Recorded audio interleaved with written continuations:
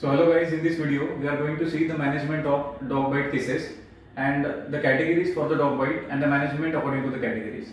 So we commonly come across many dog bite cases in our casualty or in our hospital. As you know that a dog bite causes rabies, which is the 100% fatal disease. So knowing how to manage dog bite cases is very important. So as you know that dog bite can be categorized into three categories, that is category 1, 2 and 3. The category 1 includes if there is any leaks on intact skin, then it is category 1. Whereas if minor scratches or abrasions without bleeding includes category 2.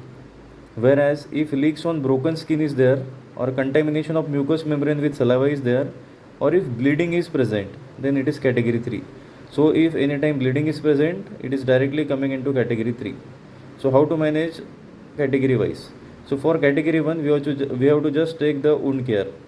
The wound care includes washing the wound under running water with the help of soap. As you know that the virus is capsulated, so it helps to dissolve the lipid capsule. And also we have to locally manage the wound with the antiseptics and all. For category 2, along with wound care, we have to give the rabies vaccine, that is the Rabivax.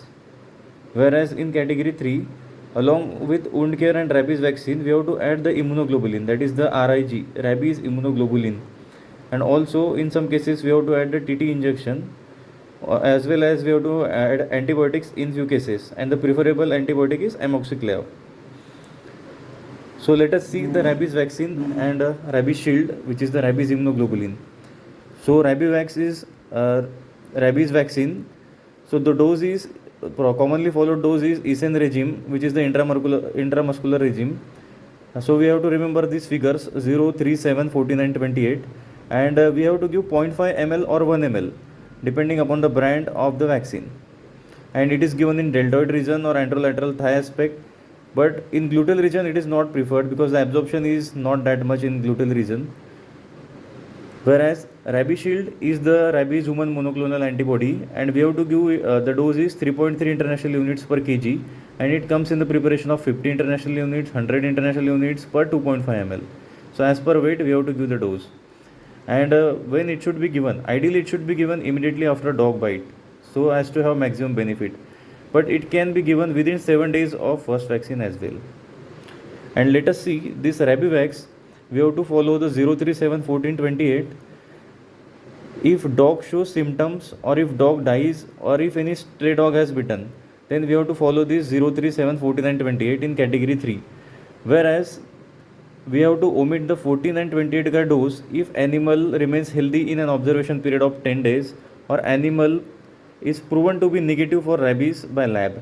So you just remember one thing, that we have to observe the dog for 10 days, and if the dog remains healthy or there are no symptoms, then we can omit the 14th and 28th day ka dose. Whereas if you don't know that if you are not able to observe the dog, for example in stray dog bite, then you have to directly give the 5 doses, that is 0, 3, 7, 49, 28. You have to give tetanus injections for incomplete immunized patients or whose last immunization is done 10 years ago. And also, if complete course of vaccine is taken, then no vaccine is required for 3 months if there is dog bite again. So just remember this 3 months figure, that we don't have to repeat the rabies vaccine. And if it is dog bite is after 3 months, then definitely we have to repeat the 0 and 3 doses of rabies vaccine, either intramuscularly or intradermally. So in this video we are going to see the dog bite cases and what we do for dog bite. So there are basically 2 injections, rabies shield and Rabivax. Rabies shield is nothing but the immunoglobulin, which we give only once to the patient if it is a grade 3. And Rabivax, you can see Rabivax we give to the patient at thigh region. So this is rabies human monoclonal antibody, which comes in preparation of 50 international unit as well as 100 international units in 2.5 ml. So the weight of this child, just now I have given this to one patient whose weight was around 28 kgs. So for 28 kgs, this chart is there. It is very helpful with the help of this chart. The formula is 3.3 into weight of the child, that is approximately 93.2. So it is clearly written that we have to give 2.3 ml that is 93.2 international units. And this 28 is denoting the weight of the child. So we have given 2.3 ml, and we have to give this rabies shield around the wound, around the dog bite wound. So the injury was near the left little finger, so we have just given 2.3 ml around the wound. And for rabies wax, this is the rabies wax,